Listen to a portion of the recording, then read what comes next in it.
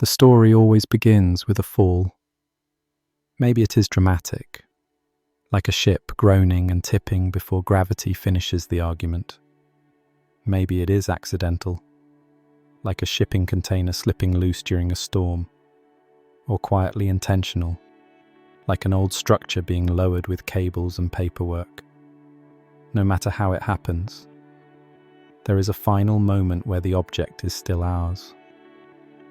It belongs to air, sunlight, and gravity that behaves politely. Then it breaks the surface, and everything changes.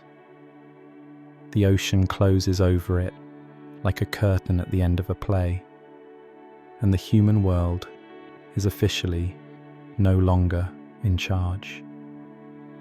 As the object sinks, it passes through layers of water that feel like different moods. Near the surface, there is light, motion, and life buzzing around like a crowded cafe. But gravity is persistent. And soon, the object drifts downward into quieter spaces. The water grows colder, the light thins out, sounds fade. This is not a dramatic transformation in the way movies show it. There is no magical glow or orchestral music. It is more like moving into a basement that keeps going and eventually forgets why it ever had windows. If this calm look at how sunken objects slowly become deep-sea habitats helps you relax tonight, please like the video, subscribe to the Deep Sea Documentary channel, and leave a comment sharing when and where you're listening, so this gentle science can reach more people who drift off to sleep with the ocean.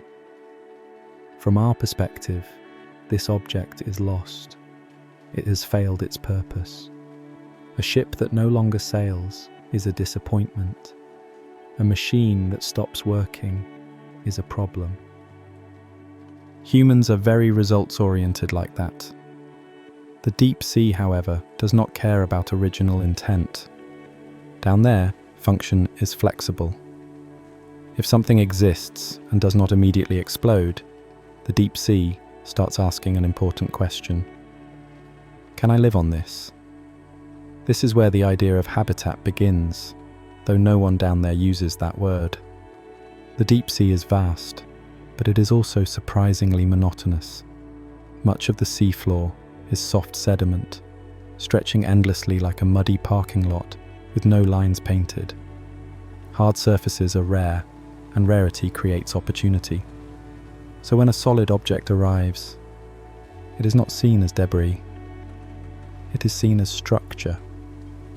It is something to attach to, hide behind, crawl over, or investigate cautiously while pretending not to be impressed. To us, a sunken object feels tragic or wasteful. To deep sea life, it is a sudden architectural upgrade. Imagine wandering a flat desert your entire life and then stumbling upon a multi-story building. You would not ask why it is there. You would start exploring immediately, probably arguing over who gets the corner office. The deep sea operates with that same enthusiasm, minus the arguments, and plus a lot more tentacles.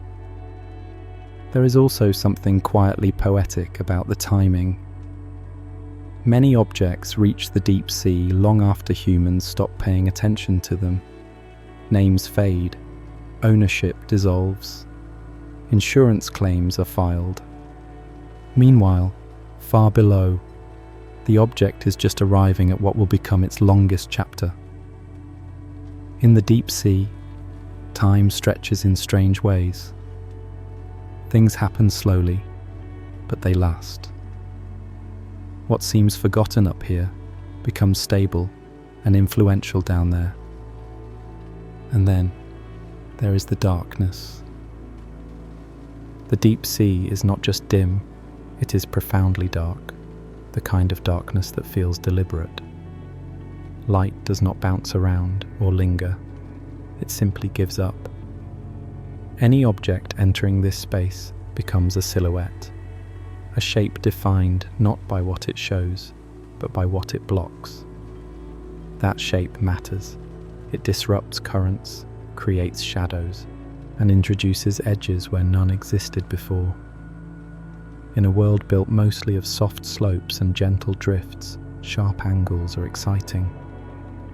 This is the first secret of how sunken objects become habitats.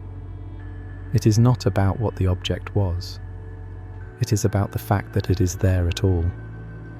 Presence is powerful in the deep sea. Being solid is a form of influence, and once something exerts influence, life starts paying attention. The deep sea does not ask permission. It does not wait for decay or approval. The moment an object settles, it becomes part of the environment, like a new sentence added to a very old story. The ocean has been doing this for hundreds of millions of years, quietly repurposing whatever arrives. Trees, bones, rocks, and now the leftovers of a technological species that drops things a lot and then looks surprised when they do not disappear. So as our object finally comes to rest, landing softly or not so softly on the seafloor, nothing announces what is about to happen. There is no sign that says future habitat under construction, but the transformation has already begun. The deep sea has accepted the delivery, and it is very good at turning arrivals into homes. The first few minutes after an object begins its descent are a crash course in humility. At the surface, physics behaves in ways we recognize and trust. Materials hold their shape. Air sits comfortably inside empty spaces. Light still shows up for work. But as the object slips deeper, the ocean starts rewriting the rules with quiet confidence. Nothing dramatic happens all at once. There is no single moment where the deep sea snaps its fingers and says, "Welcome." Instead, the environment tightens around the object, layer by layer, like a slow handshake that turns into a grip. Pressure is the first lesson. With every meter downward, the weight of the water above increases, pressing evenly from all directions. This is not the kind of force you can lean against or brace for. It is democratic and relentless. Any trapped air inside the object begins to shrink, compressing like it just realized it made a terrible career choice. Sealed compartments strain. Weak points complain. If the object was not designed for depth, this is where it starts to regret its life decisions. Meanwhile, light is making a graceful exit. Sunlight does not fall straight down into the ocean like a spotlight. It scatters, bends, and gets absorbed by water molecules. Reds disappear first, then oranges, yellows, and eventually even blues give up. Within minutes of sinking, the object passes through a gradient of color loss, like a filter being slowly dragged over reality. Shapes remain visible, but details soften. Edges blur. By the time it sinks far enough, the object is no longer illuminated by the sun at all. It exists in a world defined by absence rather than presence. Temperature also changes, but without drama. The ocean does not snap from warm to cold. It eases into it. Heat drains away until the water settles into a steady chill that barely fluctuates. This cold is not hostile, it is stable. It slows chemical reactions, preserves materials, and sets the stage for long-term endurance. In a strange way, the cold is a promise that whatever happens next will take its time. The water itself feels different too. Near the surface, currents jostle and tumble objects around like impatient hands. Deeper down, movement becomes smoother, heavier, more deliberate. The object may sway, rotate, or spin slightly, responding to invisible flows that feel less like waves and more like breath. This is the moment when sinking stops being chaotic and starts becoming inevitable. Gravity is no longer rushing. It is guiding. Sound behaves oddly here as well. At the surface, noise scatters and fades quickly into air. Underwater, sound travels farther and faster. The object carries with it echoes of its fall, metallic groans, shifting parts, maybe the distant snap of something giving way under pressure. These sounds do not disappear immediately. They stretch, bounce, and ripple through the water before dissolving into the deep sea quiet. It is not silence down there. It is restraint. For humans, this environment is profoundly unfriendly. Our bodies are designed around air-filled spaces and pressure differences that rely on a very specific balance. Remove that balance, and things go wrong fast. Lungs compress. Gases dissolve into places they should not be. The deep sea does not negotiate. This is why humans visit it inside thick-walled machines, peeking out like nervous tenants who refuse to open the windows. The object, however, has no such anxiety. It does not panic as pressure builds or light fades. It simply continues downward, undergoing a series of physical adjustments that strip away anything unnecessary. Loose materials fall away. Fragile components fail early. What remains is the core structure, now tested and altered by forces that do not care what the object was meant to do. There is a subtle shift in identity during these minutes. The object stops being something in motion and starts becoming something in transition. It is no longer traveling through the ocean. It is entering it. The water presses closer. The environment stops changing quickly and settles into a steady state that will define everything that comes next. By the time the object reaches the deeper zones, the surface world might as well be another planet. Sunlight is a memory. Pressure is constant and absolute. The conditions are extreme by human standards, but perfectly ordinary for the deep sea. This is the threshold moment. The object has crossed into a place that does not forgive mistakes, but also does not rush outcomes. These first minutes matter because they decide what survives the descent and what does not. They sculpt the object into its final form, the version that will meet the seafloor and begin a very different story. The deep sea does not welcome newcomers with ceremony. It simply applies reality until only the parts that can endure are left. The moment the object settles and the chaos of sinking is over, the smallest residents of the deep sea make their move. They do not wait for invitations, ceremonies, or signs that say, "Now leasing." Microbes arrive because microbes are already everywhere. They drift through the water in staggering numbers, invisible but relentless, bumping into surfaces the way dust settles on furniture no one has used in years. And when a brand new surface appears where there used to be none, it might as well be flashing a neon welcome sign. To bacteria, a bare surface is opportunity in its purest form. Metal, wood, and concrete may seem lifeless to us, but to microbes, they are landscapes. They offer texture, chemistry, and most importantly, something to hold on to. In the deep sea, attachment matters. Floating aimlessly is inefficient. Drifting organisms burn energy just staying in place. A solid surface provides stability, and stability is the first step toward thriving. Different materials tell different stories. Metal surfaces, especially fresh ones, carry chemical cues that microbes can sense almost immediately.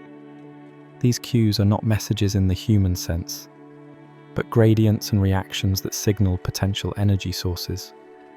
Some bacteria are experts at interacting with metals, using them in their metabolic processes like tiny electricians plugging into a power source. To them, metal is not just solid. It is useful. Wood brings its own appeal. Even in the deep sea, where plant material is rare, wood represents stored energy.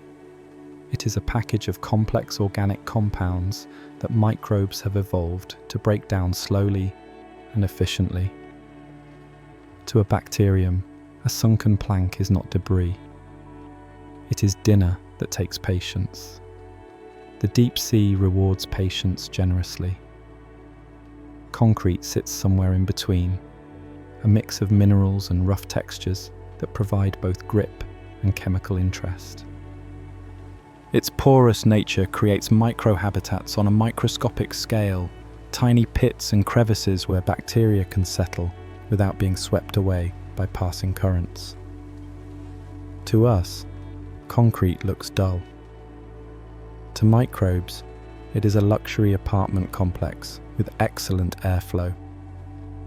Once the first microbes attach, they begin producing substances that help them stay put.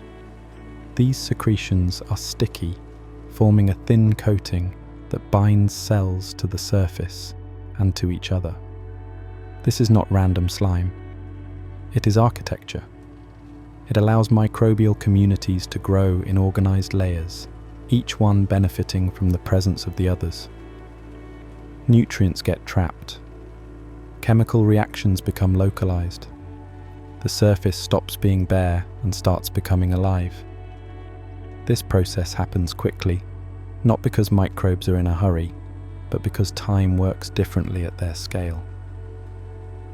A few hours or days is enough for noticeable change. What was once smooth becomes coated. What was once chemically neutral becomes active. The object begins interacting with its environment in new ways, exchanging substances, altering water chemistry right at its boundary. This thin zone becomes a hotspot of activity in an otherwise sparse landscape. There is also competition. Not all microbes want the same spot, and not all of them get along. Some species release compounds that discourage others from settling too close. Others specialize in arriving early, knowing that first access often means long-term dominance. It is a microscopic version of real estate rivalry, complete with hostile takeovers and chemical fence building. Importantly, these microbial settlers are not just passive occupants. They actively change the surface they live on. They can accelerate chemical reactions, weaken materials, and create new textures over time. The object is no longer just enduring the deep sea. It is being edited by it, rewritten at a scale too small for us to see, but powerful enough to matter. This stage is easy to overlook, because nothing dramatic is visible from afar. No large animals appear, no obvious structures form. But without these microbial pioneers, nothing else would follow. They are the first to test the surface, the first to extract value from it, and the first to turn an inanimate object into part of the ecosystem. If you could shrink yourself down and watch this process unfold, it would look less like colonization and more like curiosity. Microbes are not planning cities or futures. They are responding to chemistry, texture, and opportunity in the only way they know how, by growing, dividing, and sticking around. And in doing so, they quietly set the foundation for everything that comes next. So while the deep sea may seem empty and still, the arrival of a new surface sparks an immediate and invisible flurry of life. The object has not yet become a habitat in any obvious sense, but the groundwork is being laid cell by cell. The deep sea always starts small. Once individual microbes have claimed their spots, something more coordinated begins to emerge. Cells that were once scattered now behave like neighbors who realize they are stuck together and might as well cooperate. They produce more of that sticky material, thickening the layer that binds them to the surface and to one another. This living coating is called a biofilm, though that name does not quite capture its personality. It is less a film and more a bustling microbial city, complete with infrastructure, communication, and an unspoken understanding of who belongs where. Biofilms are not accidental messes. They are organized systems shaped by survival. Within this slimy layer, different microbes perform different roles. Some sit right against the surface, interacting directly with the material beneath them. Others hover above, feeding on byproducts released by their neighbors. Nutrients flow through the biofilm in tiny gradients, creating zones where certain species thrive while others hang back, waiting for conditions to shift. It is teamwork, but the kind that emerges naturally when everyone is selfish in compatible ways. The slime itself plays an important role. It acts like a biological glue, protecting the microbes from being swept away and buffering them from sudden changes in the surrounding water. In the deep sea, stability is everything. Currents may be gentle, but they are persistent, and anything not firmly attached eventually drifts off. The biofilm says no thank you to drifting. It clings with determination. This coating also changes how the object interacts with its environment. Smooth surfaces become textured. Chemical reactions slow or speed up, depending on what the microbes are doing.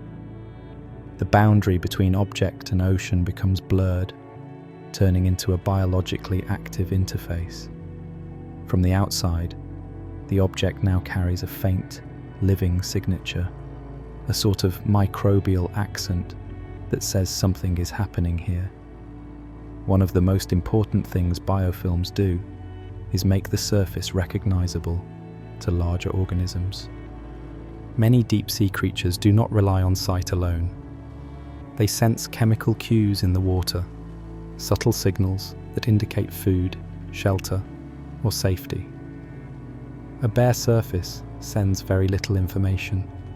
A biofilm, on the other hand, is chemically chatty. It releases compounds that drift away on the current, quietly advertising that this spot supports life. Biofilms also trap particles drifting down from above. Tiny bits of organic matter, minerals, and debris stick to the slime like lint on a sweater. This accumulation enriches the area immediately around the object, creating pockets of higher energy in an otherwise nutrient-poor environment. To passing organisms, this is the equivalent of finding crumbs on a table in an empty room. There is also a defensive side to biofilms. Living in a group provides protection. Predators that might consume individual microbes have a harder time grazing on a dense, sticky layer. Some microbes even produce chemicals that taste bad or interfere with would-be attackers.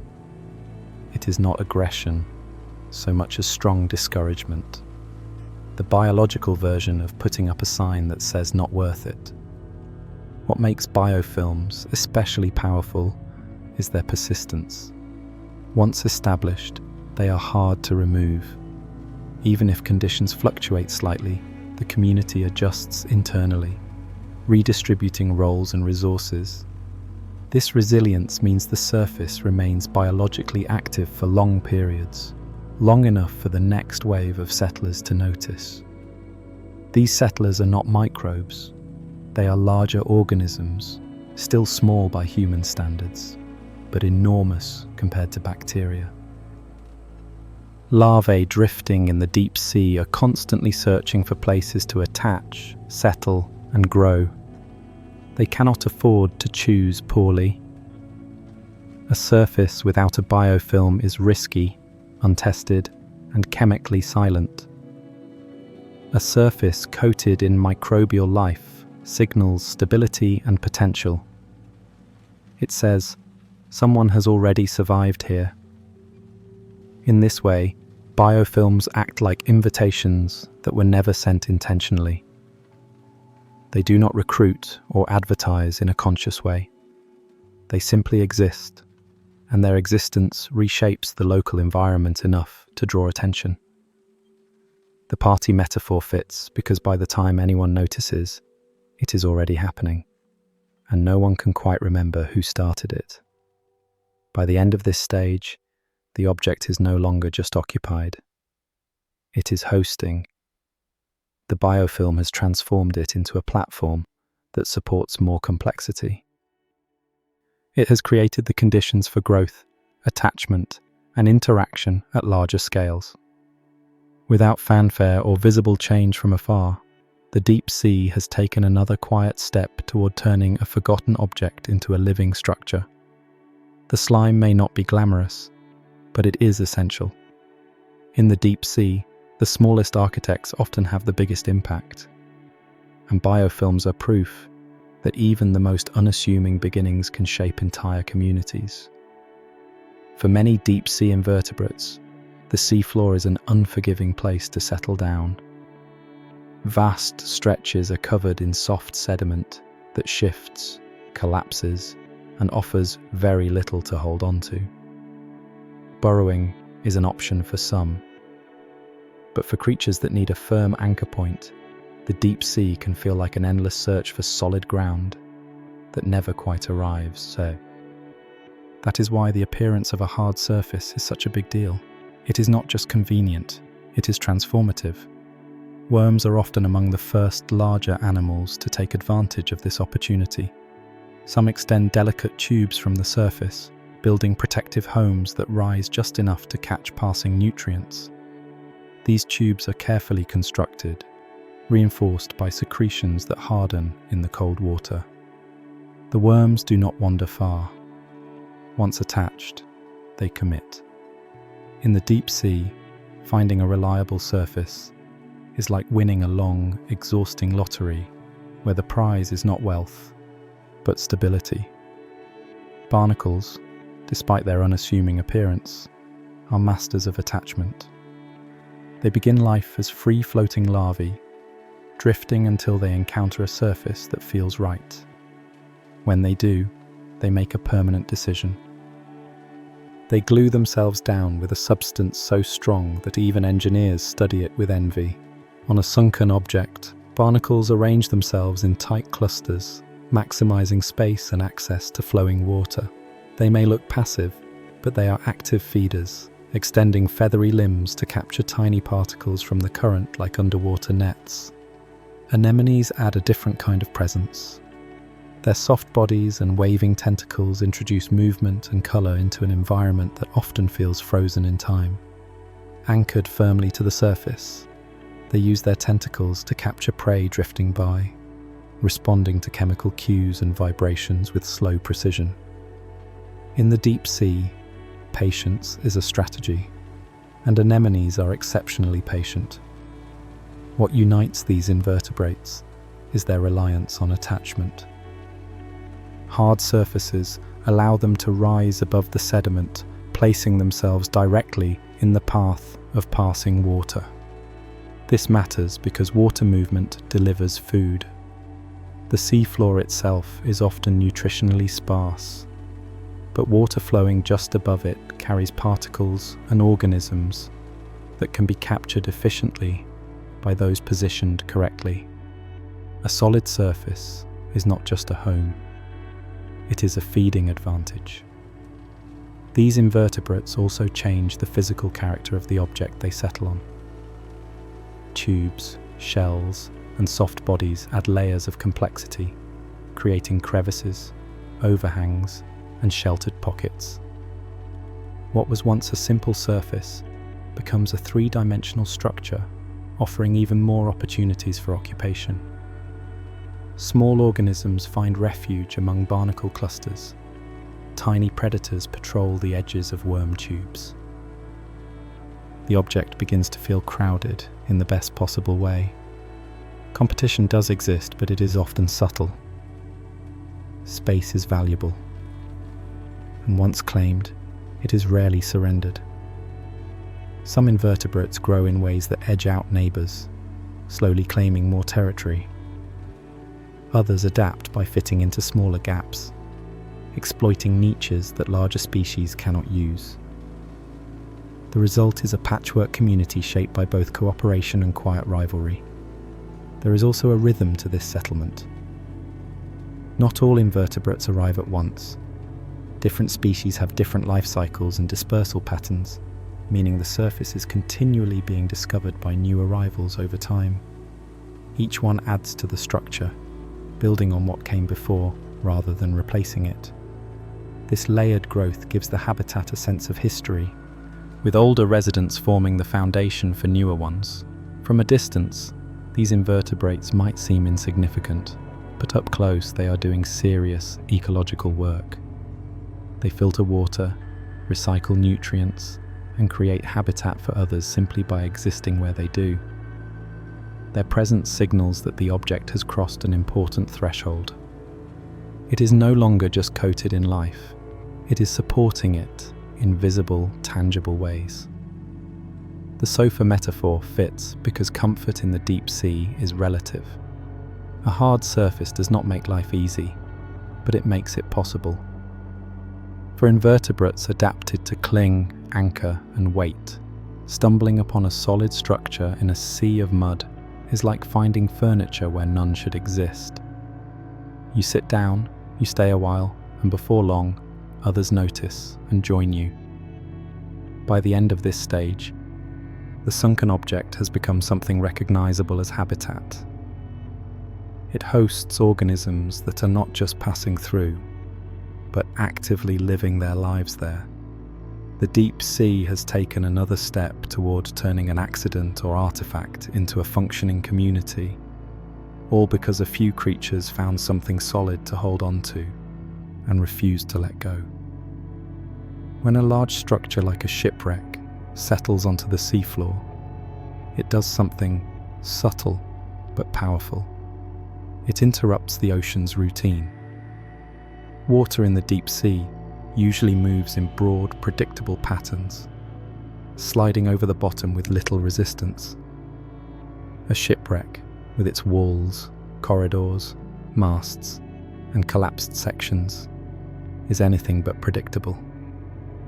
It forces water to detour, accelerate, slow down, and swirl. These changes in flow may seem minor, but in the deep sea, small disruptions can have outsized effects. As currents encounter the wreck, they split and rejoin, creating eddies and pockets of turbulence. In these slower moving zones, particles drifting through the water have time to settle. Organic matter that might otherwise pass by gets caught, accumulating in and around the structure. Over time, this turns the wreck into a collection point, a place where energy concentrates instead of dispersing. The surrounding seafloor may remain sparse, but the wreck becomes a hotspot, quietly gathering resources. This altered flow also benefits organisms that feed from the water itself. Faster moving currents along exposed edges deliver a steady supply of particles, while sheltered areas provide relief from constant movement. Different parts of the wreck offer different conditions, allowing a variety of species to find exactly what they need. It is less like a single buffet and more like a long table with stations, each serving something slightly different. The vertical relief of a shipwreck is especially important. Rising above the seafloor allows organisms to access water layers that carry more food than those hugging the bottom. Height matters in the deep sea, and even a few meters can make a difference. By lifting parts of the habitat upward, the wreck expands the usable space for life, creating opportunities that simply do not exist on flat sediment. Over time, the structure becomes increasingly complex. As organisms grow and accumulate, they further modify water flow, adding new surfaces and obstacles. This feedback loop enhances the reef-like qualities of the wreck. More complexity leads to more trapped material, which supports more life, which in turn increases complexity. The wreck evolves from a single object into a dynamic system shaped by both physics and biology. This is why shipwrecks are often compared to reefs, even though they are not made by living organisms. They perform similar ecological functions by creating structure, concentrating resources, and supporting diverse communities. In the deep sea, where natural reefs are rare, this kind of structure is especially valuable. It provides a focal point, a place where life can gather and interact rather than remain scattered. The buffet analogy fits because food does not just appear, it lines up according to flow. Organisms position themselves strategically, taking advantage of currents that deliver nutrients at a steady pace. There is an unspoken order to it all, shaped by physical forces rather than etiquette. Those best adapted to a particular spot thrive, while others adjust or move on. Shipwrecks also influence the surrounding seafloor beyond their immediate footprint. Nutrients concentrated on the structure can spill over into nearby areas, enriching the sediment and supporting organisms that do not live directly on the wreck. In this way, the ecological impact extends outward, creating a halo of increased activity in an otherwise quiet environment. Importantly, this transformation does not happen overnight. It unfolds gradually as the structure settles, shifts, and integrates into the seafloor. Parts may collapse or tilt, changing flow patterns and opening new spaces. Each change reshapes how water moves and where resources collect. The wreck is not static, it is an evolving feature of the landscape. From an ecological perspective, the shipwreck becomes a kind of anchor point, stabilizing local communities and providing continuity over long periods. In a deep sea defined by slow processes and limited inputs, such stability is invaluable. The wreck offers a dependable source of structure in a world where change usually happens at a glacial pace. By turning still water into something more dynamic, shipwrecks do more than just sit on the seafloor. They actively participate in shaping their environment. They create pathways for energy, organize biological traffic, and give the deep sea something to gather around.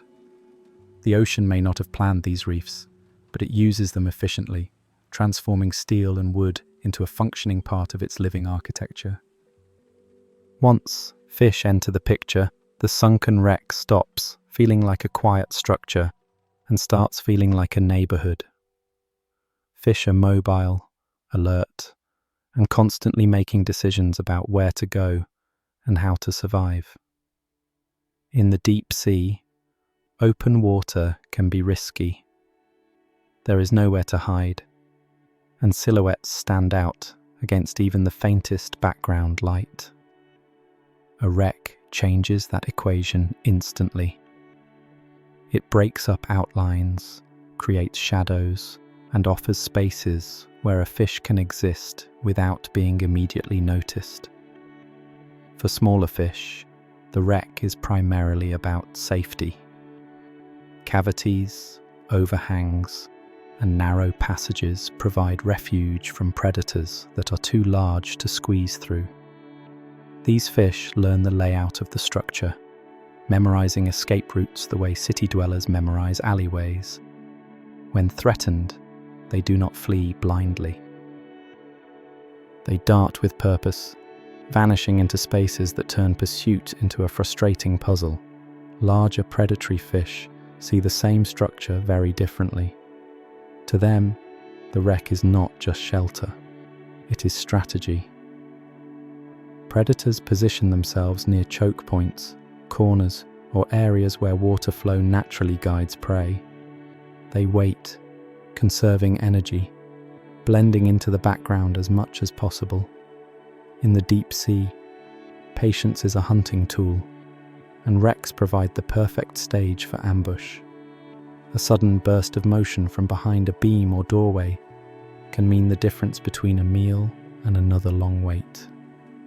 This dynamic creates a constant tension within the wreck. Prey species are alert, scanning for movement and subtle changes in the water. Predators are equally focused, reading the behavior of those around them for signs of weakness or distraction. The structure itself mediates these interactions, shaping who encounters whom and under what conditions. It is architecture with consequences. Fish also use wrecks as reference points in an otherwise featureless environment. In the deep sea, navigation can be challenging. There are no landmarks in the human sense and distances are vast. A wreck provides orientation, a fixed point that fish can return to after foraging trips. This reliability turns the structure into a hub, increasing local fish density simply because it is there and it stays put. Some fish use wrecks as resting places. Drifting continuously requires energy, and energy is precious in the deep sea. By tucking into sheltered areas with reduced water flow, fish can conserve resources.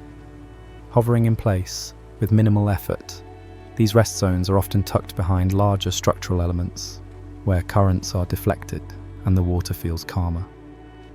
Even in the deep sea, everyone appreciates a good draft-free corner. Social behaviours also emerge around wrecks. Certain species form loose aggregations, taking advantage of shared vigilance. More eyes mean earlier detection of threats. At the same time, being part of a group can reduce individual risk, spreading attention across many potential targets.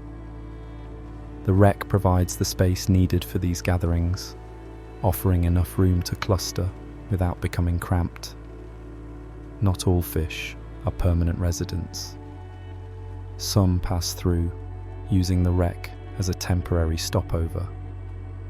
They may arrive to feed, rest, or orient themselves before moving on. This transient use still matters.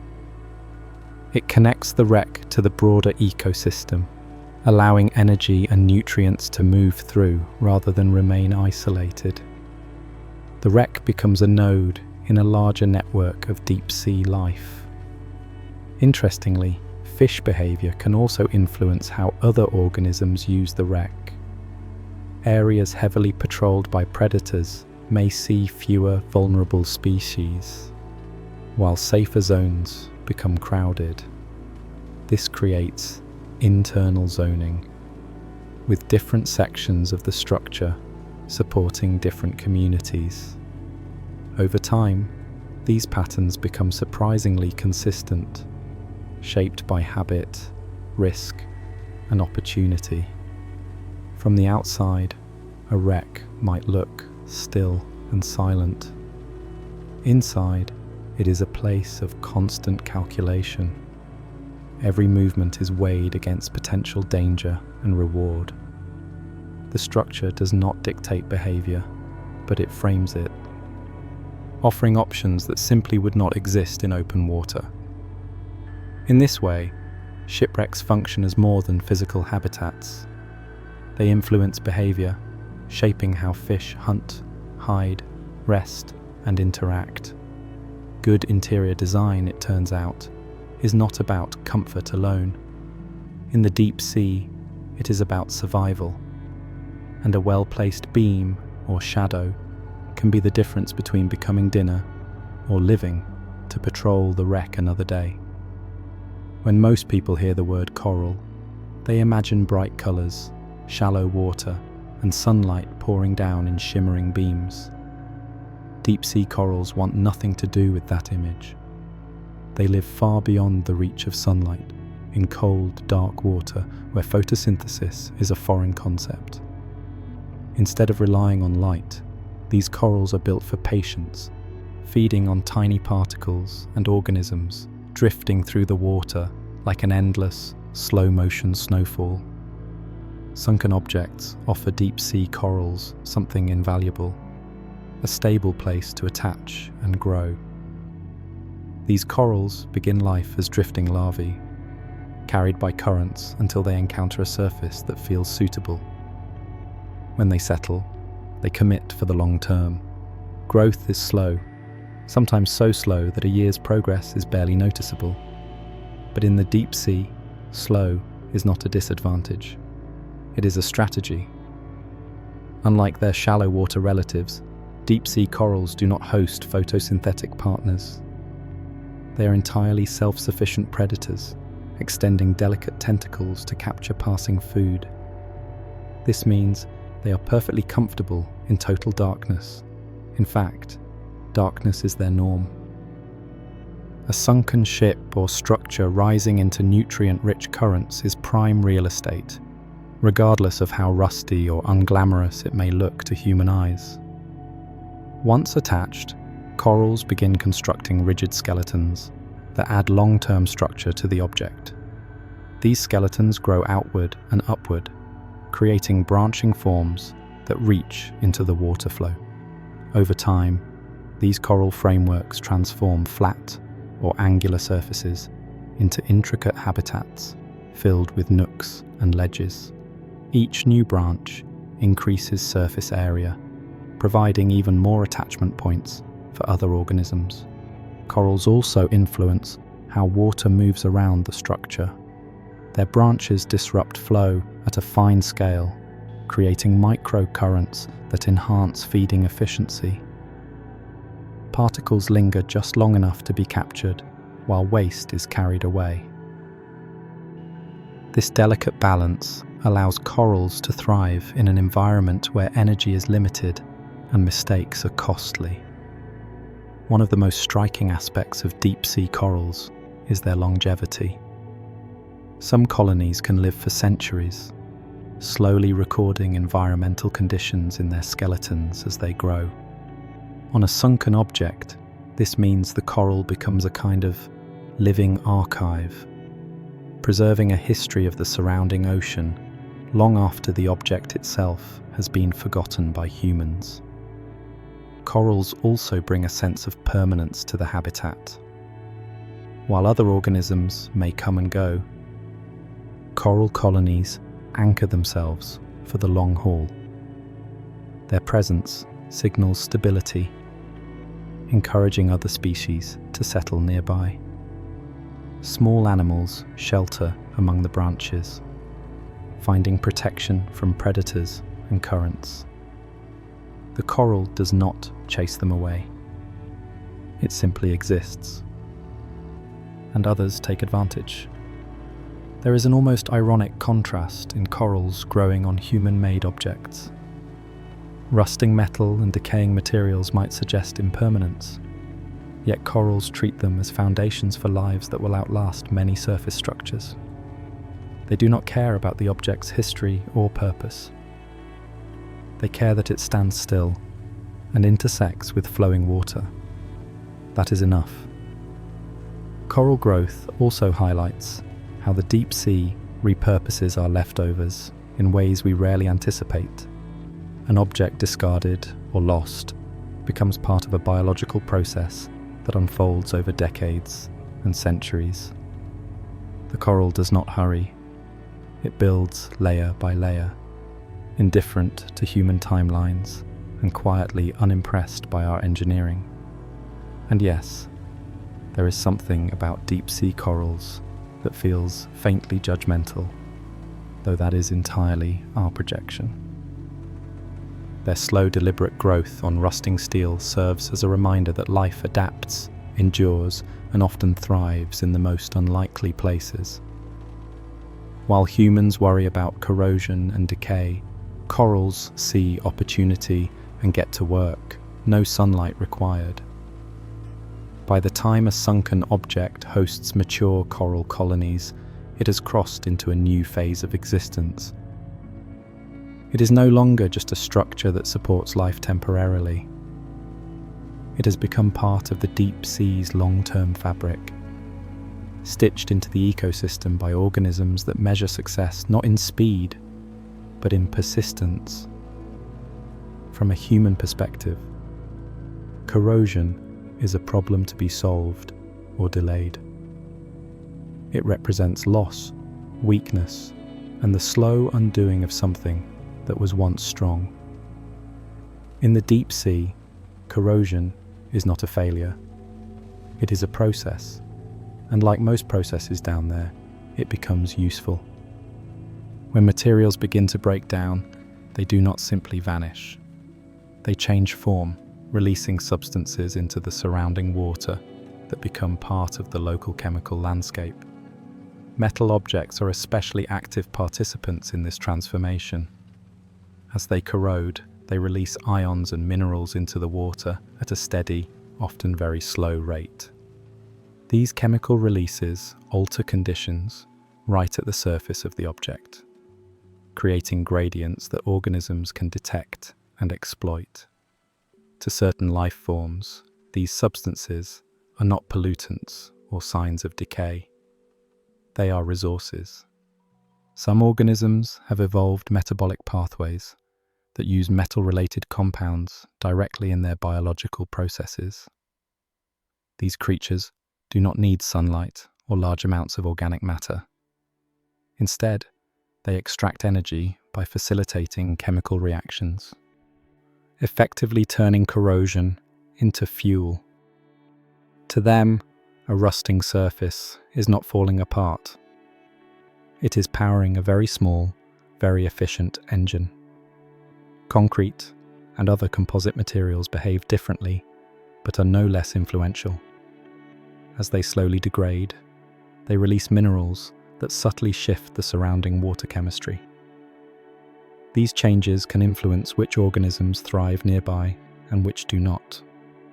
The deep sea is sensitive to chemistry at fine scales, and even slight alterations can create niches that would not exist otherwise. Wood, when present, contributes its own chemical story. As it breaks down, it releases compounds that feed specialized organisms adapted to process complex organic materials. These chemical pathways are slow and deliberate, matching the pace of the deep sea itself. Nothing is wasted. Breakdown is simply another stage of use. What makes these reactions especially important is their persistence. Unlike a sudden event, corrosion and material degradation unfold over years or decades. This provides a long-term, reliable source of chemical input into the local environment. Stability like that is rare in the deep sea, and organisms that can tap into it gain a significant advantage. These chemical processes also influence interactions between organisms. Certain substances can encourage settlement, deter predators, or alter growth patterns. Over time, the chemical signature of a degrading object becomes part of its identity, shaping who lives there and how they behave. The object is no longer just a physical structure. It is a chemical participant. From the outside, this transformation is invisible. There are no dramatic visual cues that chemistry is at work, but at microscopic and molecular levels, reactions are constantly unfolding. Bonds break, new ones form. Energy shifts from one form to another. Life responds accordingly, adjusting to the changing availability of resources. There is an elegance to this system. The deep sea does not rush to recycle materials completely. It stretches the process out, allowing multiple generations of organisms to benefit from gradual change. Corrosion becomes a slow-release supplement, providing minerals and energy over long timescales. In a world where food can be scarce, that matters. This perspective forces a rethinking of what decay means. In the deep sea, breakdown is not an endpoint. It is a transformation that feeds into the broader ecosystem. Materials do not simply fail, they participate, contributing to a chemical dialogue that sustains life in subtle but meaningful ways. By the time a sunken object has been on the seafloor for many years, its chemical interactions have become woven into the local environment. Organisms have adapted to them, relied on them, and integrated them into their life cycles. The object's gradual dissolution is not a loss. It is a gift given slowly, molecule by molecule. So while humans may look at rust and see weakness, the deep sea sees potential. Chemical reactions turn solid structures into sources of nourishment, proving once again that in this environment, even deterioration has a purpose. Few objects arrive on the seafloor with as much intention behind them as submarines and military equipment. These machines are designed to endure pressure, resist corrosion, and operate in hostile environments. They are built with redundancy, precision, and the expectation that failure is not an option. And for a while, they succeed. When such objects sink, intentionally or otherwise, they often remain remarkably intact compared to more fragile structures. But the deep sea is patient, and patience is undefeated. At first glance, a sunken submarine or piece of military debris can look almost defiant. Thick hulls, reinforced seams, and specialized coatings hold their shape, resisting the immediate effects of the environment. Corners remain sharp. Compartments stay sealed. It feels as though the object is refusing to acknowledge where it has ended up. But biology does not rush confrontation. It waits. The deep sea approaches engineered objects differently than it does natural ones, but the outcome is the same. The materials may be advanced, but they still present surfaces, edges, and chemical signatures. No matter how carefully designed, these objects eventually interact with the surrounding environment in ways their creators never intended. Protective layers thin, microscopic flaws become entry points. Time finds leverage. One of the most interesting aspects of military debris is its complexity. These objects are not simple shapes. They are filled with cavities, conduits, and overlapping materials. This internal complexity creates a variety of microenvironments once the object is exposed to seawater. Some areas remain isolated for long periods, while others open quickly to the surrounding ocean. Each space evolves differently, providing a patchwork of conditions for life to exploit. Biology is especially good at finding the weakest link. It does not attack head-on, it infiltrates. Tiny organisms settle where coatings are imperfect, where seams meet, or where different materials touch. These junctions often behave unpredictably in seawater, creating localized conditions that favor biological activity. What was once a precision-engineered interface becomes a biological foothold. As time passes, the object's original purpose becomes irrelevant. Labels, symbols, and designs lose meaning in a place where nothing recognizes authority or intent. A torpedo casing is not a weapon. It is a cylinder with texture. A sonar array is not technology. It is a patterned surface interacting with water. Biology strips away narrative and focuses entirely on function in the present moment. There is also a strange neutrality in how the deep sea treats these objects. It does not punish or honor them. It simply integrates them. A military vessel that once represented power and strategy becomes just another structure subject to ecological rules. This transformation can feel humbling from a human perspective. The deep sea does not care about history. It cares about persistence and opportunity. Over decades, even the most robust designs begin to change. Structural integrity gives way to gradual alteration. Internal spaces open, collapse, or fill. the object becomes more accessible, more complex, and more biologically interesting. What was once sealed and controlled becomes porous and shared. This process highlights a key truth about the deep sea. Time is the dominant force. Humans design for years, maybe decades. The deep sea designs for centuries. Given enough time, biology will find a way to interact with almost anything. It does not need to break objects quickly. It only needs to wait. There is a quiet irony here. Submarines and military debris are built to operate in the ocean, yet they are never meant to become part of it. Their surrender is not dramatic.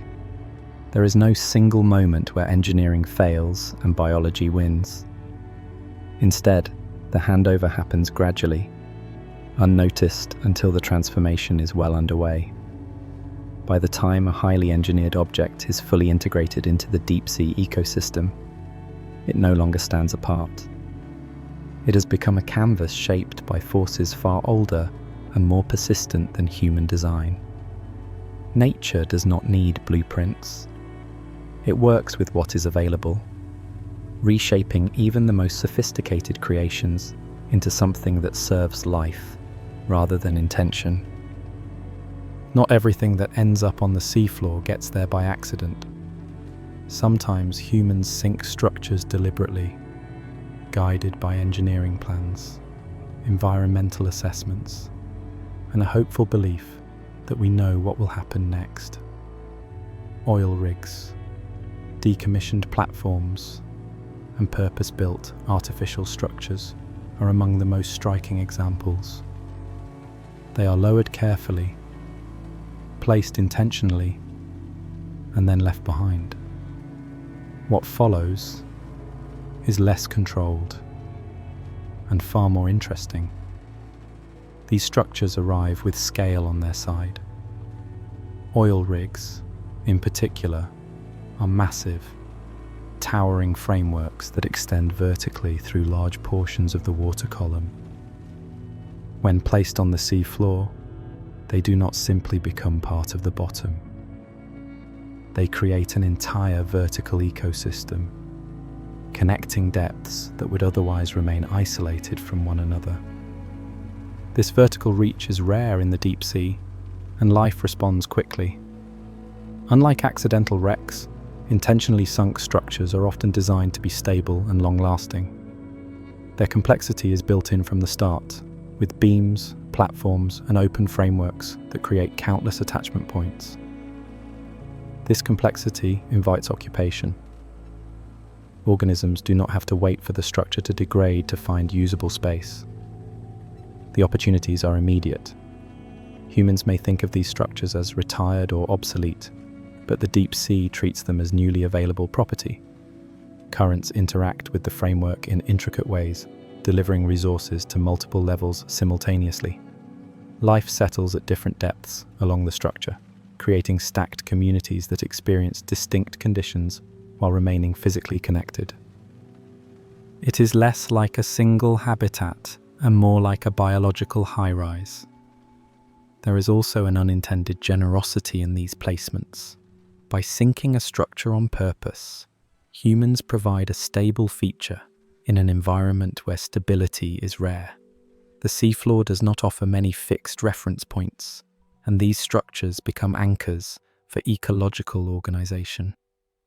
Species that might never encounter one another in open water now share a common framework, their lives intersecting around steel and concrete. Over time, these structures become densely populated. Surfaces fill, gaps narrow. The structure takes on a living texture, its original form softened by biological presence. From a distance, it can be hard to tell where the engineering ends and the ecosystem begins. The structure becomes less of an object and more of a place. This transformation raises interesting questions about intention versus outcome. Humans sink these structures with specific goals in mind, often related to safety, cost, or environmental mitigation. But the ecological consequences extend far beyond those goals. Once the structure is in place, it operates under the same rules as any other feature in the deep sea. Life uses it in ways no blueprint could predict. Being a landlord implies responsibility, though in this case, it is mostly accidental. By providing space, humans influence who can live where and how communities form. These structures can alter local biodiversity, drawing species into areas they might otherwise bypass. Whether this is beneficial or disruptive depends on context, but there is no denying the influence. One of the most fascinating aspects of intentionally sunk structures is their role as long-term fixtures.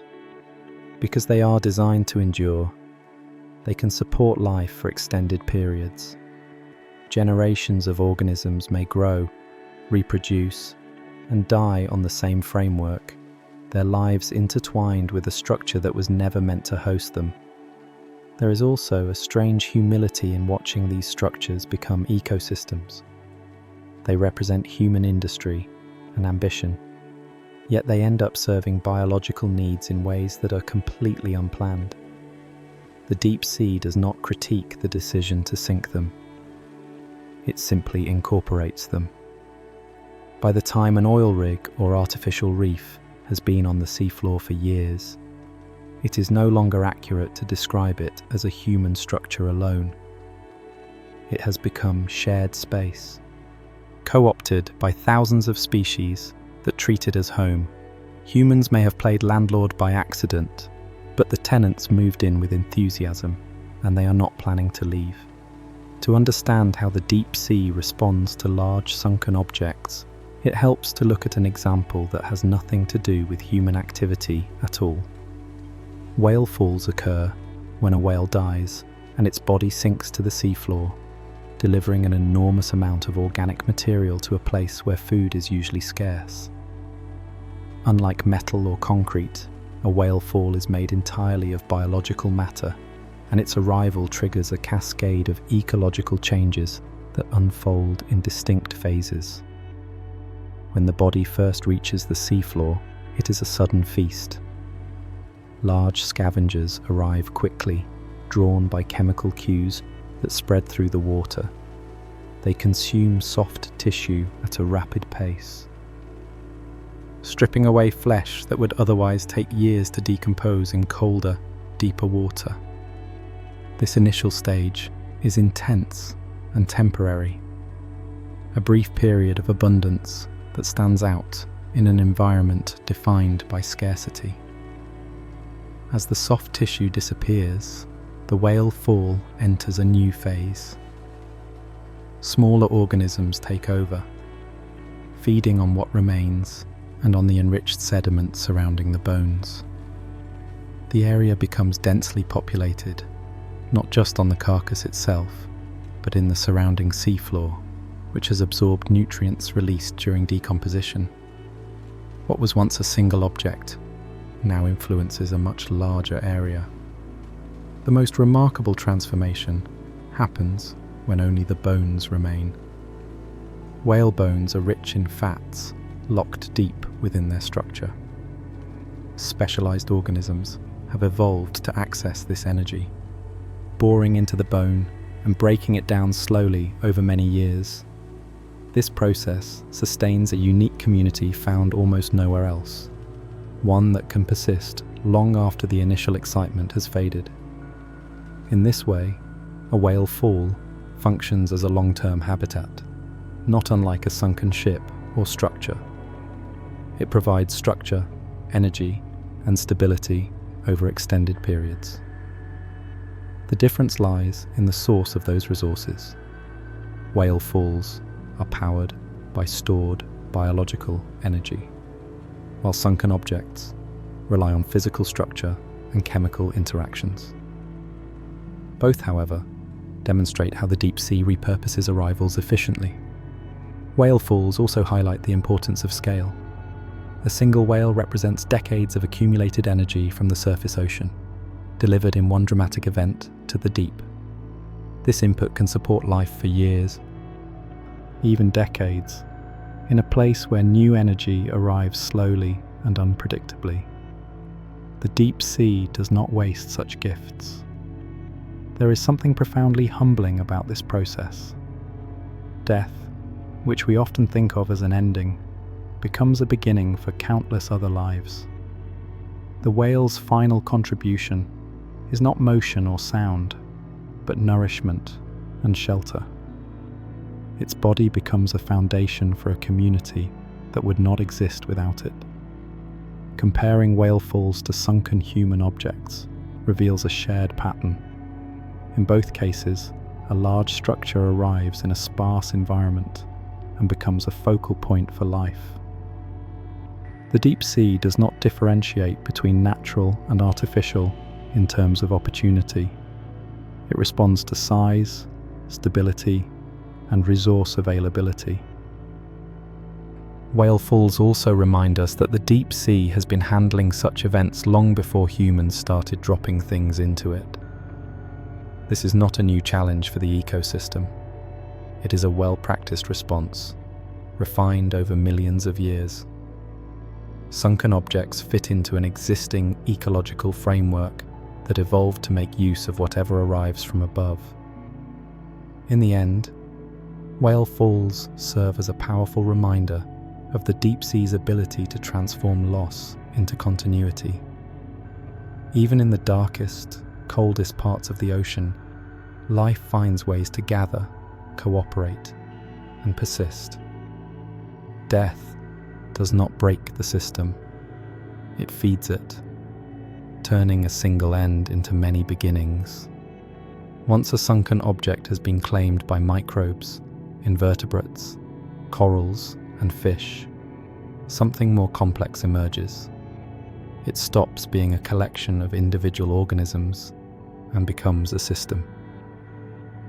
Energy begins to move through that system in organized, predictable ways, forming a food web that links the smallest life forms to the largest residents.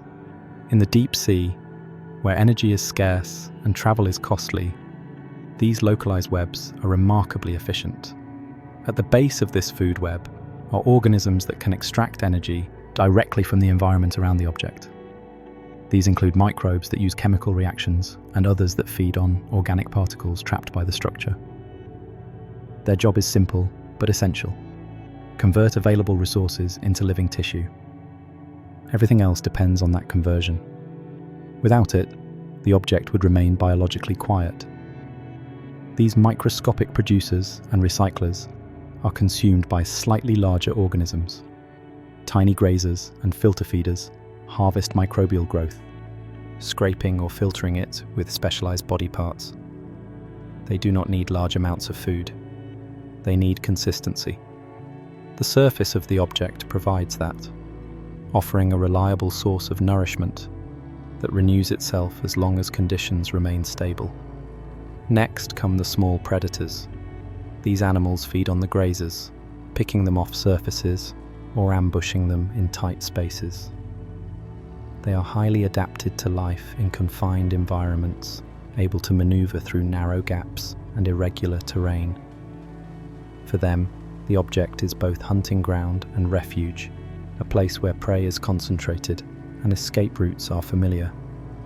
As energy moves upward, larger predators enter the picture. Fish that patrol the wreck or structure take advantage of the density of smaller animals. Instead of roaming vast areas in search of food, they can focus their efforts around a single location. This concentration reduces the energy cost of hunting, which is critical in an environment where calories are precious. What makes these food webs especially interesting is their layering. Different feeding relationships dominate at different heights and sections of the object. Near the surface of the structure, filter feeders and grazers are common. In interior spaces, ambush predators thrive. Above the structure, mobile hunters patrol the water column, Each level interacts with the others, creating a vertical distribution of energy flow. This layered system resembles a building with multiple dining floors, each serving a different menu. The basement supports slow, steady consumption.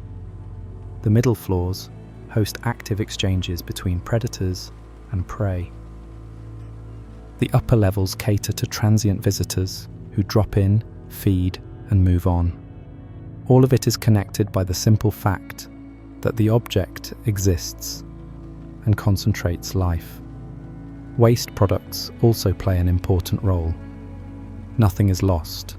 Materials released by one organism become resources for another. This recycling keeps energy moving through the system rather than dissipating into the surrounding seafloor. In the deep sea, where input is limited, efficient recycling is the difference between persistence and collapse. The stability of these food webs depends on balance. If one level becomes too dominant, it can disrupt the flow of energy. However, the deep sea tends to favor equilibrium. Low growth rates and slow reproduction keep population explosions in check. Change happens gradually, allowing the system to adjust without dramatic swings. Sunken objects also act as connectors between different parts of the broader ecosystem. Mobile species carry energy away when they leave, while newcomers bring in nutrients from elsewhere. This exchange prevents the habitat from becoming isolated, integrating it into the larger deep-sea network. From a distance, a sunken object might look static, even lifeless. Up close, it is anything but. Energy moves continuously, transformed and transferred through a web of interactions that turns steel, wood, or bone into a functioning ecosystem. The deep sea does not waste opportunity. When something falls into its realm, it builds a dining experience with multiple courses, and everyone knows exactly where they belong in line. One of the most surprising things about deep-sea habitats formed by sunken objects is not how quickly life arrives, but how long it stays. In an environment where change is usually slow and subtle, these habitats can persist for decades, centuries, or even longer, depending on what they are made of and where they rest. The deep sea has a long memory, and once it builds something functional, it tends to hold on to it. Material matters, but not in the way humans usually think. From our perspective, durability is about strength and resistance to wear. In the deep sea, durability is about how an object changes, rather than whether it stays pristine. Metals corrode, wood degrades, and composites break down. But these processes do not erase the habitat overnight. They reshape it gradually, often extending its usefulness rather than ending it. Metal structures, for example, may weaken over time, but they often maintain their overall form long enough to support multiple generations of organisms. Even as parts thin or collapse, new surfaces are exposed, creating fresh opportunities for settlement. What looks like decay from a human viewpoint can actually prolong ecological activity by increasing structural complexity. Wood behaves differently. It may break down more quickly, but during that time it provides a steady source of energy and shelter. As it softens and fragments, it spreads its influence into the surrounding sediment, supporting life beyond its original footprint. The habitat does not disappear when the wood is gone. It transitions. Concrete and stone-like materials can persist for exceptionally long periods, maintaining their shape and position on the seafloor. These materials offer stability that can anchor communities for centuries. Even when their surfaces change chemically or biologically, the underlying structure remains, acting as a long-term foundation. What determines the lifespan of a habitat is not just material, but location, depth, temperature, and water movement all influence how quickly materials change. In colder, deeper environments, processes tend to slow down. This means structures can remain recognizable far longer than similar objects in shallower waters. The deep sea is not kind, but it is methodical. As habitats age, the communities they support also change. Early residents give way to others better suited to the evolving structure. This succession happens gradually, without sharp boundaries. The habitat remains active throughout, even as its composition shifts. The deep sea does not demand permanence in form, only continuity in function. One of the most important aspects of these long-lasting habitats is their influence beyond their physical existence. Once established, they alter local patterns of life in ways that can persist, even after the original structure has significantly changed. Species distributions shift. Movement patterns adjust. The memory of the habitat lingers in the ecosystem. This is where the idea of committed ecological consequences comes in. Even when the original object is no longer intact, its impact may remain. The deep sea does not reset easily. Changes accumulate, layer upon layer, creating a history that shapes future interactions. Rust may fade, but the community it supported leaves traces. There is also a cultural mismatch between human timelines and deep sea timelines. Humans think in terms of projects, lifespans, and generations. The deep sea thinks in terms of persistence. A structure that lasts 100 years is not temporary by deep sea standards. It is a long-term feature, influential enough to shape multiple ecological cycles. By understanding how long these habitats last, we begin to see sunken objects not as fleeting accidents, but as enduring elements of the deep sea landscape. They become part of the background against which life unfolds. Their influence stretches forward in time, quietly shaping ecosystems long after their origins are forgotten. In the end, the deep sea teaches a humbling lesson. Materials may fail, corrode, or vanish. But the changes they introduce can endure far longer than their physical form. Rust is temporary. Ecology remembers. Studying deep sea habitats built around sunken objects presents a simple problem with a complicated solution. The places scientists want to observe are very far away, very dark, and under enough pressure to turn most things into abstract art. Humans are curious, but not pressure-resistant. So instead of going down there ourselves, we send machines that are much better at surviving environments that actively try to crush them. The most iconic of these machines are crude submersibles, which look a bit like futuristic beetles with windows. These allow scientists to descend into the deep sea while sealed inside thick-walled capsules designed to resist immense pressure.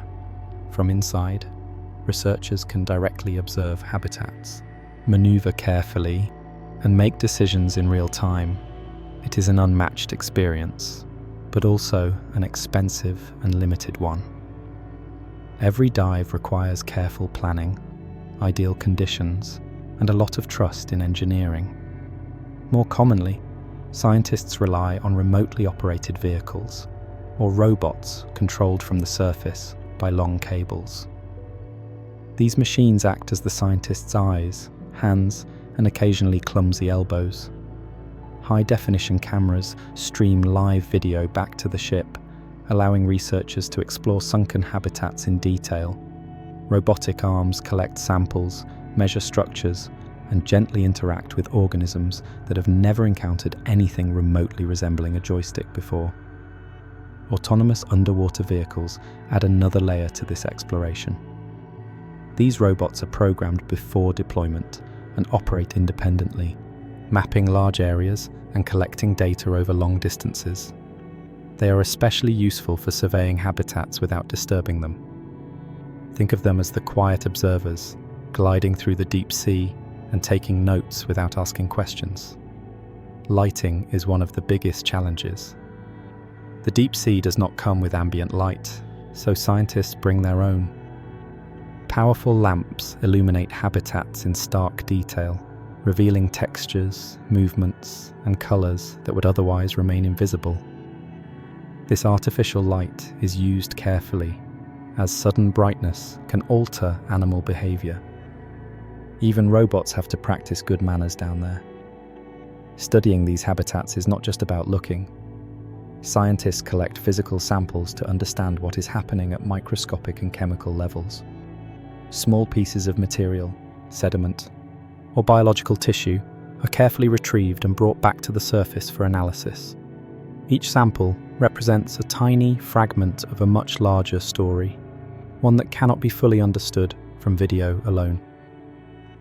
Time is another challenge. Deep-sea habitats change slowly, so single visits only provide snapshots. To understand long-term processes, scientists deploy instruments that remain on the seafloor for months or years. These devices record environmental conditions, biological activity, and structural changes over time. Retrieving them requires precision and patience, but the data they provide is invaluable. Navigation in the deep sea is also surprisingly difficult. Without GPS signals penetrating the water, robots and submersibles rely on acoustic systems and careful mapping to know where they are. Finding the same habitat again requires planning and a bit of luck. The deep sea is vast, and even large structures can be surprisingly easy to lose. Despite all this technology, uncertainty remains a constant companion. Equipment can fail, weather can interfere, a robot's arm might stir up sediment at exactly the wrong moment. But these challenges are part of the process. Each mission refines techniques, improves tools, and expands understanding. What makes this work especially rewarding is that every dive has the potential to reveal something unexpected. Even familiar habitats can behave differently over time. The deep sea does not offer repeat performances. It changes slowly, but it does change, and scientists are always arriving mid-story. In the end, studying deep-sea habitats is a collaboration between human curiosity and mechanical endurance.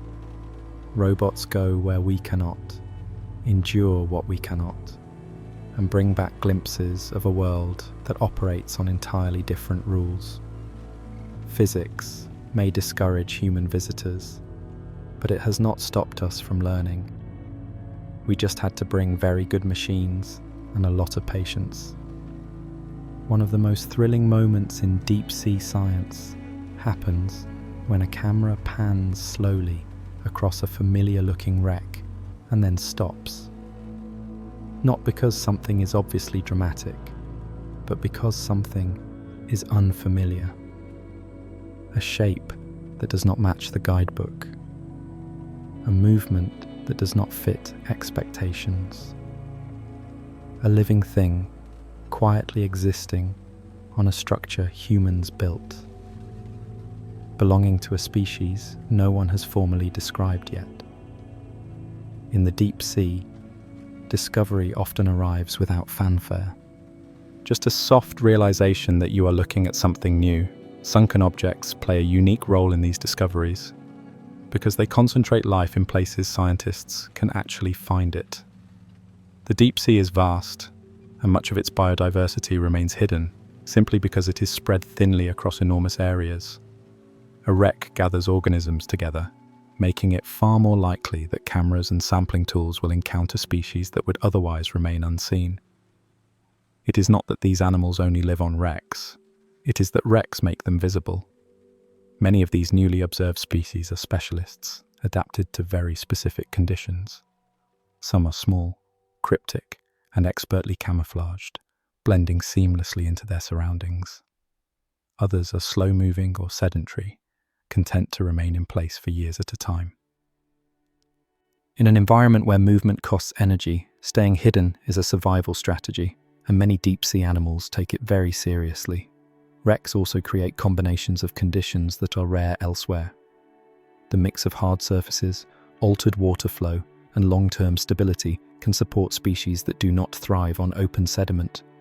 These organisms may exist in low numbers or in scattered locations, making encounters unlikely unless something brings them together.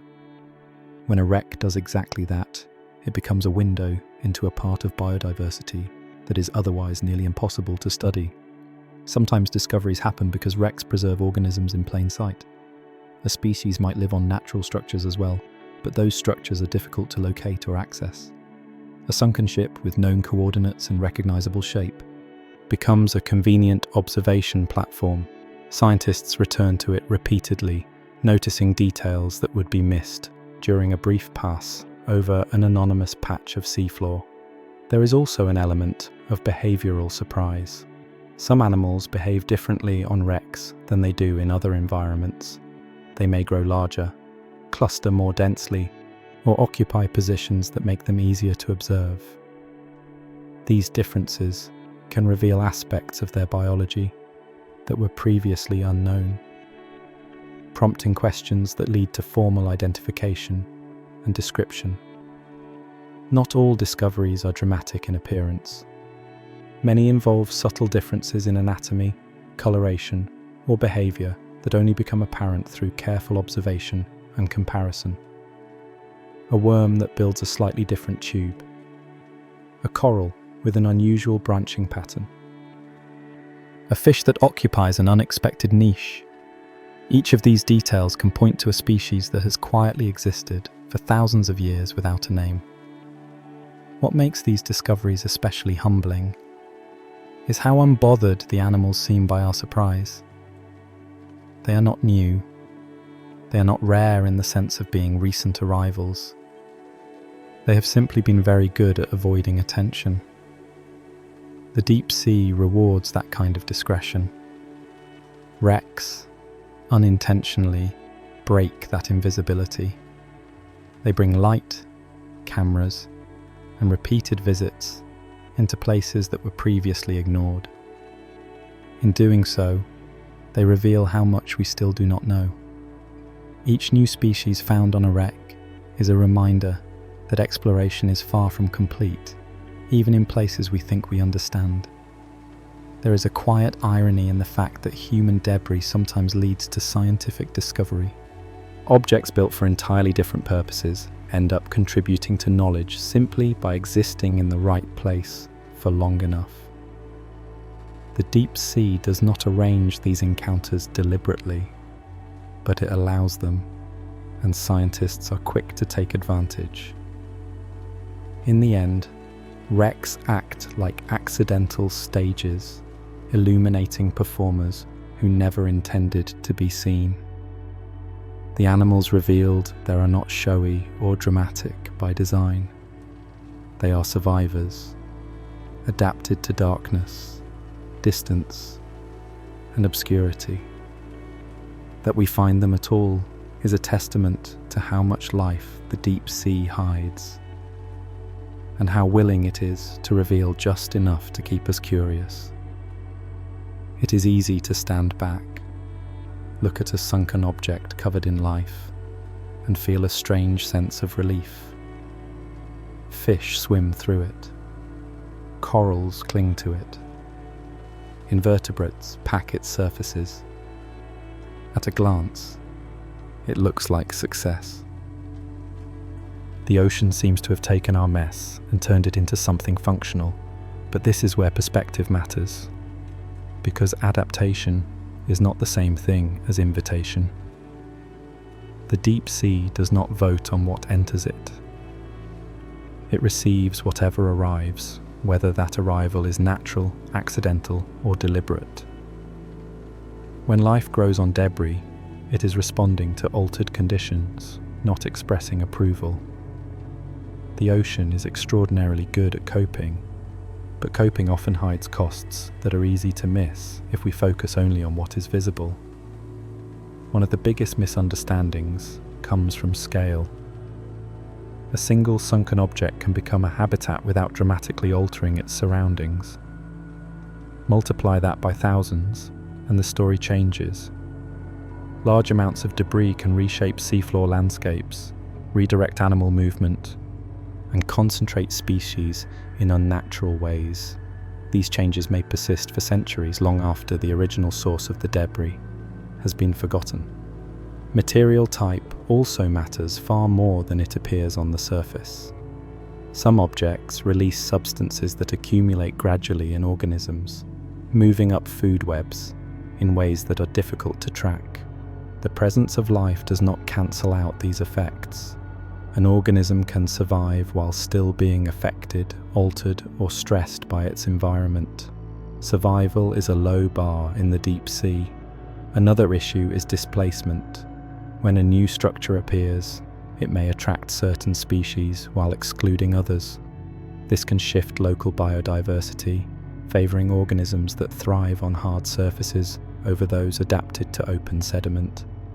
The result is not necessarily richer or poorer, just different. But different can mean less resilient, especially if conditions change again. There is also the danger of confusing novelty with benefit. Humans are drawn to visible change. A wreck teeming with life feels more interesting than an empty stretch of seafloor. But that does not mean the empty stretch was lacking value. Many deep-sea ecosystems are built on subtle interactions that do not produce dramatic visuals. Introducing debris can disrupt those systems, even if something new takes their place. Intentional placement complicates the conversation further. Structures designed with ecological goals can provide benefits when placed carefully and sparingly. Random debris does not follow those rules. It arrives without regard for location, context, or cumulative impact. The deep sea treats both the same way. But the long-term consequences can differ dramatically. The ocean's ability to adapt should not be mistaken for infinite capacity. Resilience has limits. The deep sea operates on long timescales, meaning recovery from large disturbances can take far longer than a human lifetime. Once altered, some patterns may never return to their previous state. There is a quiet irony in celebrating life on debris while ignoring why that debris is there. The deep sea's creativity in the face of change is impressive, but it should not be used as a moral loophole. Just because nature can make use of our leftovers does not mean it should have to. In the end, the lesson is not that debris is harmless, but that life is persistent. The deep sea adapts because it must, not because it wants to. Recognizing that difference allows us to appreciate the resilience of ocean life without turning it into an excuse for carelessness. The deep sea is vast in a way that is difficult to truly imagine. Distances between suitable habitats can stretch for hundreds of kilometers, separated by plains of soft sediment that offer little for many organisms to live on. For species that rely on hard surfaces or specific conditions, these expanses can feel like biological deserts. Movement across them is possible, but risky and inefficient. This is where sunken objects quietly change the rules. When a structure appears on the seafloor, it does more than create a local habitat. It becomes a waypoint for organisms capable of dispersing over long distances in their early life stages. These structures offer places to settle, grow, and eventually send the next generation onward. One object alone may not seem significant, but a series of them can form a chain, connecting regions that would otherwise remain isolated. Many deep-sea species rely on larvae that drift with currents for extended periods. These larvae are remarkably resilient, but they are also selective. They cannot settle just anywhere. They need the right kind of surface, the right chemical cues, and the right conditions to survive. In a mostly uniform seafloor, suitable landing spots are rare. Sunken objects increase the odds, turning long journeys into manageable hops. This stepping stone effect has important consequences for how species spread and maintain populations. Instead of existing in isolated pockets, organisms can move gradually across large areas, expanding their range, one structure at a time. This connectivity allows populations to exchange individuals over generations, maintaining genetic diversity and reducing the risks associated with isolation. Not all species benefit equally. Those adapted to attach, anchor, or build on hard surfaces gain the most. Others may use the structures indirectly, following prey or using them as navigational references. Even species that do not live on the objects themselves can be influenced by their presence, adjusting movement patterns in response to new landmarks in an otherwise featureless world. The idea of underwater travelers fits because these organisms are not migrating with intention or direction in the human sense. They are carried, nudged, and occasionally lucky. A larva may drift for weeks or months without encountering anything suitable. When it does, the object becomes a temporary destination, not a final one. The goal is survival, not arrival. Over long timescales, this process can reshape species distributions. Areas that were once unreachable become accessible through a series of small, incremental steps. The deep sea changes not through sudden invasions, but through gradual expansion, facilitated by structures that shorten the distance between opportunities. There is also a feedback loop at work. As more species use these stepping stones, the habitats themselves become richer and more complex, making them even more attractive to future arrivals. This increases their role as hubs of movement and exchange, reinforcing connectivity across the seafloor. However, this connectivity is not always neutral. While it can support resilience and diversity, it can also allow species to move into areas they previously could not reach. The deep sea is not immune to ecological reshuffling. When movement pathways change, so do interactions, sometimes in unpredictable ways. What makes this phenomenon especially striking is how unintentional it often is. Objects sink without regard for where they land or what they connect. Yet over time, they form networks that influence large-scale patterns of life. The deep sea does not need roads or corridors. It builds connectivity opportunistically, using whatever arrives. In a place defined by distance and scarcity, even a single structure can matter. It offers rest, reproduction, and renewal before the next long journey begins. For deep-sea organisms, expectations are simple. Find something solid. Hold on. Send the next generation onward. Step by step, the empty sea floor becomes a little less empty, linked together by objects that were never meant to guide travelers, but do anyway. The future of deep-sea habitats is not being shaped by a single force, but by a convergence of trends that are accelerating at the surface and echoing downward. The deep sea has always changed slowly, but the inputs it receives from above are becoming faster, more frequent, and less predictable. This creates a future that is both uncertain and crowded. Climate change is altering the deep sea in ways that are subtle but far-reaching. Shifts in temperature at the surface influence circulation patterns, which in turn affect how heat, oxygen, and nutrients move into deeper layers. These changes can modify the conditions under which deep-sea habitats formed around sunken objects operate. A structure that once sat in a stable environment may find itself in water, with different chemical properties or reduced oxygen availability. At the same time, The amount of material entering the ocean continues to increase. Some of it is intentional, some accidental, and some simply the result of a growing human presence. As more objects reach the seafloor, the density of artificial structures rises. The deep sea, once defined by its emptiness, may become increasingly cluttered. This accumulation creates complex challenges. More structures mean more potential habitats, but also more disruption. When objects become common rather than rare, their ecological role shifts.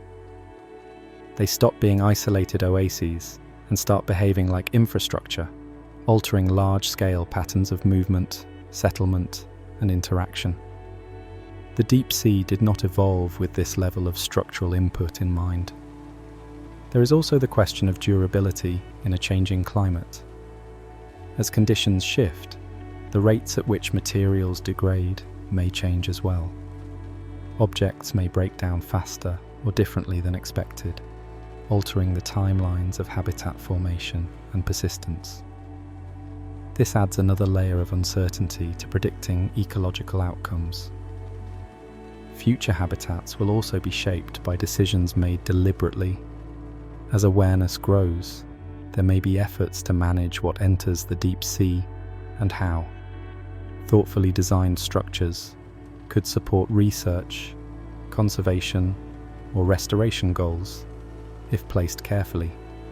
Poorly managed inputs, on the other hand, risk compounding existing stresses. The deep sea's response will likely remain consistent in one respect: it will adapt. Life will find ways to use what is available, reorganizing around new conditions. But adaptation does not erase impact. Each change leaves a trace, layering new influences over old ones in a system that rarely resets. One of the greatest challenges moving forward is perception. Because the deep sea is out of sight, it is easy to treat it as an infinite sink for excess material. The evidence from existing habitats suggests otherwise. The deep sea notices. It incorporates. It remembers.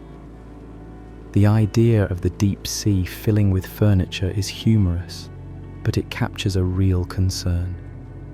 Too many objects can crowd an environment that relies on openness and scarcity. What seems like empty space plays an important role in how deep-sea ecosystems function. Filling it indiscriminately risks altering that balance in ways that are difficult to reverse. Looking ahead, the future of deep-sea habitats will depend on choices made far above the seafloor. Climate, consumption, and management all intersect in shaping what arrives below. The deep sea will respond, but the shape of that response is not entirely in its control. In the end, the future is not about whether deep-sea habitats will exist. They will. The question is what kind they will be, how many there will be, and whether they support a system that remains resilient or one that is simply coping. The deep sea has room, but not infinite patience. By the time something reaches the deep sea, it is usually the end of its human story. A ship has failed. A machine has been abandoned. A structure has outlived its purpose. From our perspective, sinking feels like loss, like a full stop at the bottom of a sentence no one wanted to finish. But the deep sea does not read endings the way we do. It reads openings. Down there, loss arrives as possibility. Not optimism, not kindness, just opportunity. Something new has appeared in a landscape where new things are rare. The deep sea does not pause to ask why it is there, or whether it should be. It simply begins the process of incorporation. Life moves in quietly, methodically, without ceremony. What makes this transformation so striking is how indifferent it is to intent. The deep sea does not care whether an object was sunk deliberately or by accident. It does not distinguish between tragedy and disposal. All that matters is presence. Is it solid? Is it stable? Is it here? If the answer is yes, life gets to work. This perspective forces us to reconsider how we think about resilience. The deep sea does not resist change by preventing it. It absorbs change by reshaping around it. That does not mean change is harmless.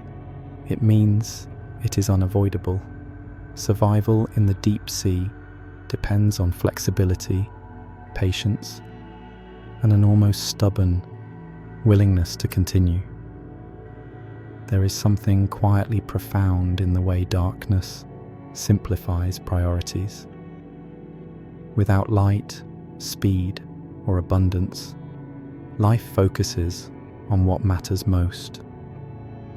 Find structure, find energy, persist.